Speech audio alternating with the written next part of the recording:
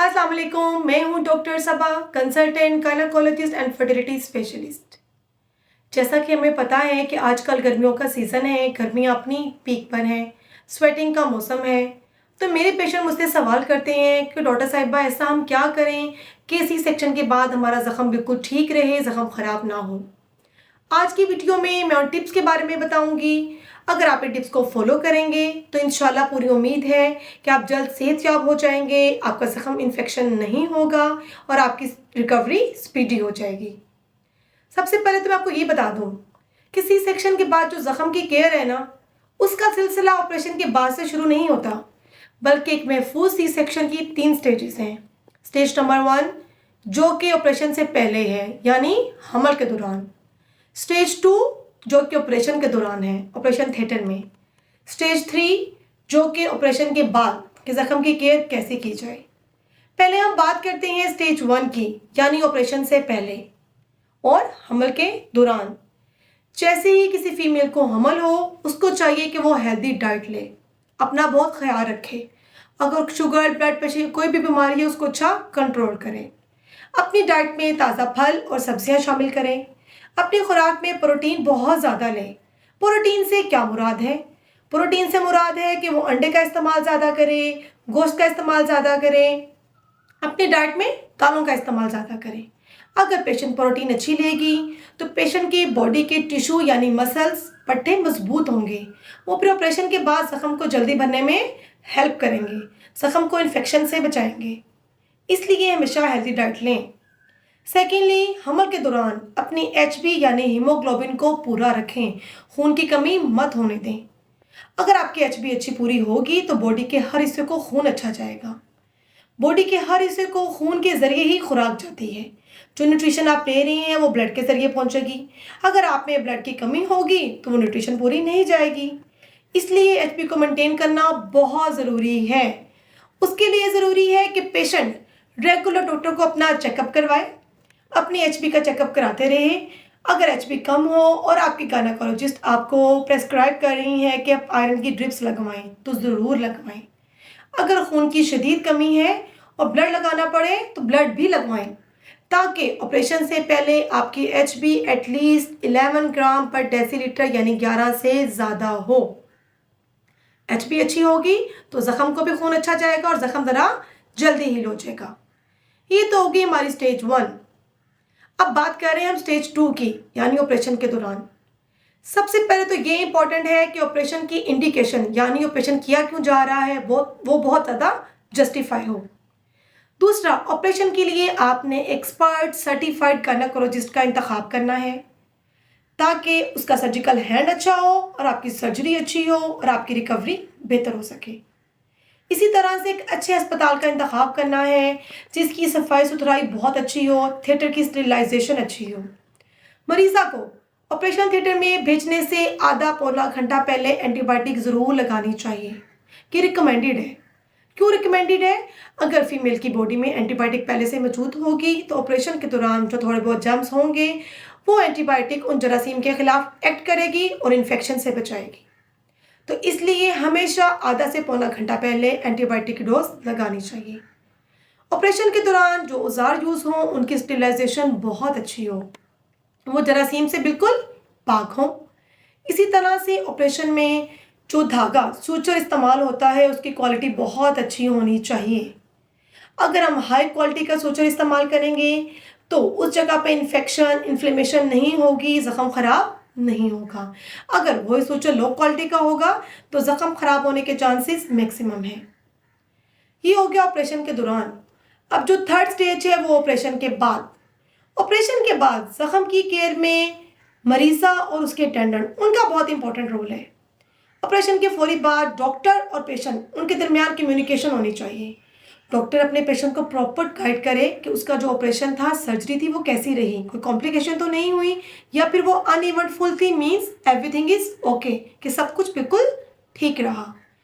Doctor अपने patient को counsel करें कि 2 से 3 दिन जो अस्पताल में स्टे है उसमें एंटीबायोटिक और मोबिलाइजेशन मीन पेशेंट का चलना फिरना, इसका बहुत इंपॉर्टेंट रोल है। ये जो एंटीबायोटिक है वो जख्म को इन्फेक्शन से बचाने में कैप्टन का रोल प्ले करती है। एंटीबायोटिक जब बॉडी में होगी तो वो जरासीम के खिलाफ एक्ट करेगी, जरासीम को बढ़ने नहीं देगी, जख्म को इन्फेक्शन से बचाएगी। जब जख्म में इन्फेक्शन नहीं होता तो रिकवरी जल्दी हो जाती है। इसलिए हमेशा हाई क्वालिटी की अच्छी एंटीबायोटिक यूज़ करनी चाहिए जिसका बहुत ज़्यादा अच्छा रिजल्ट हो। अब बात करते हैं मोबिलाइजेशन की। आइडली कहा जाता है, हमारी गाइडलाइंस कहती हैं 6 से 8 घंटे के बाद पेशेंट को मोबिलाइज होना चाहिए, मीन्स उठ के चलना चाहिए। लेकिन अफसोस हमारे मरीज क्या करते हैं, वो समझते हैं कि हमारा ऑपरेशन हो गया है, अब हम पे बहुत जुल्म हो गया है, वो बिल्कुल बेड रिडन हो जाते हैं, बेड रेस्ट पे चले जाते हैं। अगर आप एक ही पोस्चर में लेटे रहेंगे तो सिर्फ एक ही पोजीशन में खून की सप्लाई जाएगी। जब खून की गर्दिश अच्छी नहीं होगी तो जख्म अच्छा हील नहीं होगा। अगर पेशेंट जल्दी उठ के चलता फिरता है तो उसका क्या फ़ायदा होता है कि खून की गर्दिश बहुत ज़्यादा अच्छी हो जाती है, जख्म वाले एरिया पे खून सब ज़्यादा अच्छा जाता है।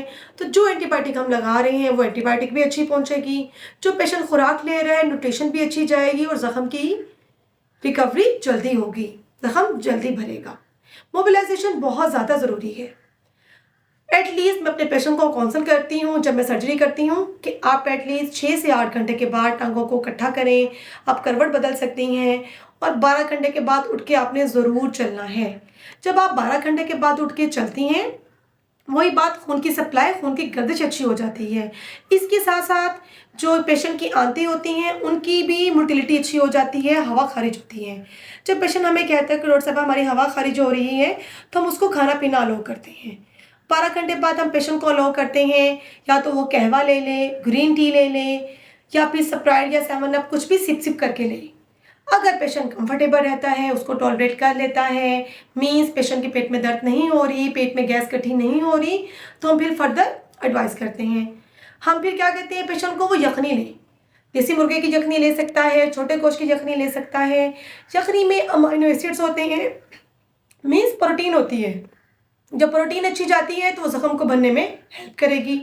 इसी तरह से यखनी में इलेक्ट्रोलाइट्स अच्छे होते हैं, नमकियात होते हैं, पेशेंट अपनी बॉडी में एनर्जी फील करता है, उसमें हिम्मत होती है कि वो मजीद उठ के चल फिर सके, अपने बेबी की अच्छी केयर खुद कर सके। इसी तरह से नेक्स्ट हम अलाउ करते हैं कि सेमी सॉलिड ले ले, मीन्स दलिया ले सकता है, खिचड़ी ले सकता है, बिस्किट ले सकता है, हेल्दी डाइट ले ले। ये तो हो गया हॉस्पिटल का स्टे। जब हम पेशेंट को डिस्चार्ज करते हैं तो उसको प्रॉपर एक डिस्चार्ज स्लिप दी जाती है जिसके ऊपर मेडिसिन एडवाइस की जाती हैं, सारी हदायत लिखी होती हैं। हम पेशेंट को काउंसल करते हैं कि आपने कब नहाना है, अपनी डाइट में क्या इस्तेमाल करना है, पट्टी कब चेंज करनी है।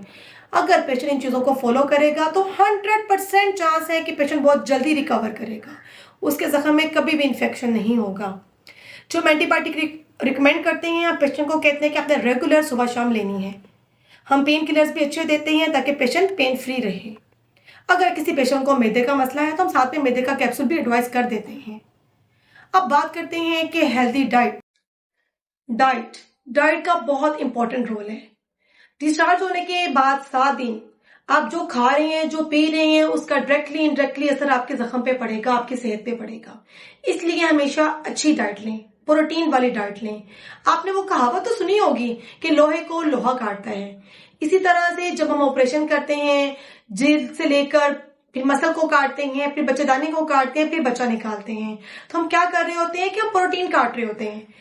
इसलिए बाहर से प्रोटीन लेना बहुत जरूरी है ताकि जख्म को भरने में मदद मिल सके। इसलिए अपनी खुराक में प्रोटीन को बहुत ज्यादा बढ़ा दें, प्रोटीन रिच डाइट का इस्तेमाल करें। क्या मुराद है इस बात से? अपनी खुराक में अंडों का इस्तेमाल करें। आप नाश्ते में 2 बॉयल एग लें, अंडे की सफेदी और जर्दी दोनों का इस्तेमाल करें। हाँ, अगर आपका ब्लड प्रेशर हाई होता है तो जस्ट अंडे की सफेदी लें, जर्दी का इस्तेमाल ना करें। अंडे की सफेदी में प्रोटीन बहुत ज्यादा होती है जो कि जख्म को भरने में हेल्प करती है। इसी तरह से दोपहर में आप कीमा ले सकती हैं, आप छोटे गोश्त का कीमा ले सकती हैं, देसी मुर्गा ले सकती हैं, इवन कि आप बड़ा गोश्त यानी बीफ का भी कीमा इस्तेमाल कर सकती हैं। इसके इस्तेमाल से आपके जख्म को भरने में जल्दी हेल्प होगी। इसी तरह से ताजा फल और सब्जियों का इस्तेमाल करें। अक्सर पेशेंट रिक्वेस्ट करते हैं, डॉक्टर साहिबा हमें ऑपरेशन के बाद कॉन्स्टिपेशन हो जाती है, मीन कब्ज हो जाती है, तो उसकी वजह ये है कि आप पानी का इस्तेमाल कम करते हैं। हमारी सियानी बड़ी बूढ़ियां कहती हैं कि आपने ऑपरेशन के बाद या डिलीवरी के बाद पानी का इस्तेमाल नहीं करना। अगर आप पानी का इस्तेमाल ज्यादा करेंगी तो आपका पेट फूल जाएगा, हालांकि जो कि बिल्कुल गलत है। आपने पानी का इस्तेमाल बहुत ज्यादा करना है। गर्मी का मौसम है, स्वेटिंग से भी हमारा पानी और नमकियात कम हो रहे होते हैं। आपने दिन में एटलीस्ट 2 से 3 लीटर पानी का इस्तेमाल जरूर करना है। इसी तरह से कि बहुत बड़ी मिथ है कि दूध दही के इस्तेमाल से जख्म में रेशा पड़ जाता है। ऐसा नहीं होता, बल्कि आपने दूध का इस्तेमाल, दही का इस्तेमाल ज्यादा करना है। अगर आप पानी, दूध, दही यानी फ्लूइड का इस्तेमाल ज्यादा करेंगी तो आपको उतना ज्यादा दूध उतरेगा।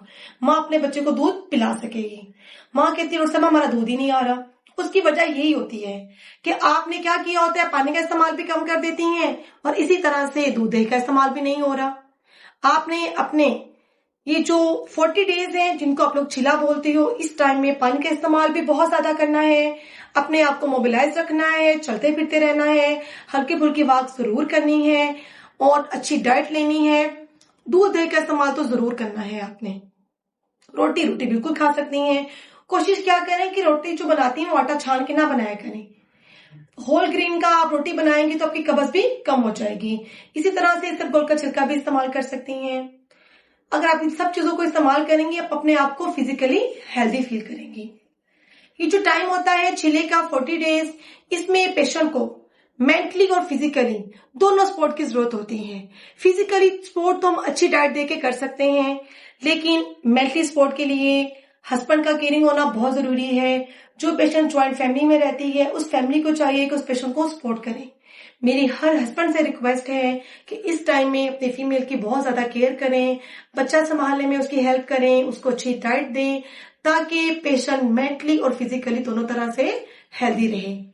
अब जब 7 डेज के बाद आपने स्टिच आउट करवाने डॉक्टर के पास जाना है, तो अपनी उस डॉक्टर के पास जाए जिसने आपकी सर्जरी की थी, ताकि स्टिच आउट करते वक्त वो आपका अल्ट्रासाउंड भी कर ले, आपके अंदर की कंडीशन भी देख ले, जख्म की कंडीशन भी देख ले। ये सब चीजें बहुत इंपॉर्टेंट है। और एक टिप जो मैं आपको बताना भूल गई हूँ, वो है नहाना। अक्सर पेशेंट सोचते हैं कि अगर हम नहाएंगे जख्म गीला हो जाएगा तो जख्म में रेशा पड़ जाएगा। ऐसा बिल्कुल नहीं है। आपने जिस दिन हॉस्पिटल से डिस्चार्ज होना है, उसके नेक्स्ट डे एक अच्छा सा शावर लेना है, बाल शैम्पू करें, पूरा बॉडी को वॉश करें साबुन से और पानी से, जख्म वाले एरिया को भी वॉश करें। हाँ, नहाने के बाद उस एरिया को अच्छी तरह से ड्राई करें, सिपट से साफ करें। आजकल पट्टी मिलती है बिल्कुल बनी बनाई, उसमें ऑलरेडी एंटीसेप्टिक सोल्यूशन लगा हुआ होता है। आपने क्या करना है, वो पट्टी खोलनी है, सिंपल जख्म पे लगा देनी है। इसी तरह से एक दिन छोड़ के एक दिन फिर शावर लेना है। जितना आप नहाएंगी, अपनी बॉडी को साफ रखेंगी, उतना आपका जख्म साफ सुथरा रहेगा और इन्फेक्शन नहीं होगा। आपने इन सब टिप्स को फॉलो करना है।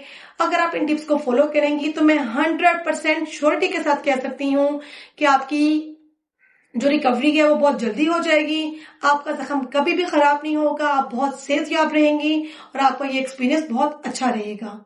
उम्मीद है आज की वीडियो आप लोगों के लिए मुफीद साबित होगी। फिर भी कोई क्वेश्चन हो तो आप पूछ सकती हैं। तब तक अल्लाह हाफिज।